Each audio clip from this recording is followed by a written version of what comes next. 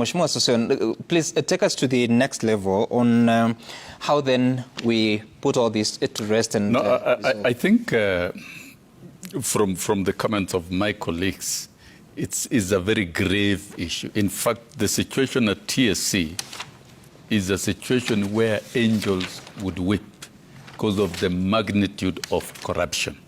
And this requires a forensic audit. A forensic audit by the Auditor General, that must be done. It doesn't mean that being a constitutional and independent commission, it is independent to commit crimes against the citizens, violate laws. Forensic audit from the DCI, forensic audit from EACC. And this may necessitate sending of the commissioners and chair home and the CEO so that this forensic audit can be done. If we are serious about regaining our lost glory of being the topmost education in a country in delivery of quality education.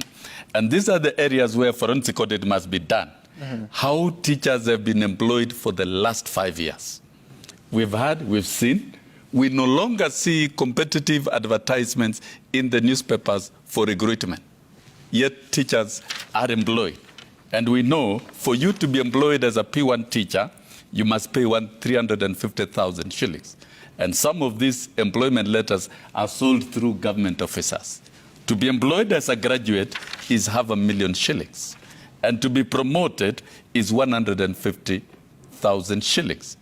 Where will a poor teacher get money to do that? So one, forensic audit on how teachers have been employed at the Teacher Service Commission for the last 5 years. A forensic audit on how teachers have been promoted for the last 5 years. A forensic audit on the financial system and transactions, particularly remittances of third parties, where TSC gets kickbacks.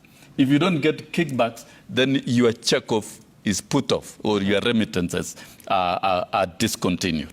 And then lastly, a forensic audit on policies that are unconstitutional and illegal.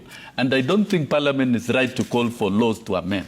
Let us first of all deal with corruption at TSC, clean it up. Once it is clean, then we can begin with developing legislation.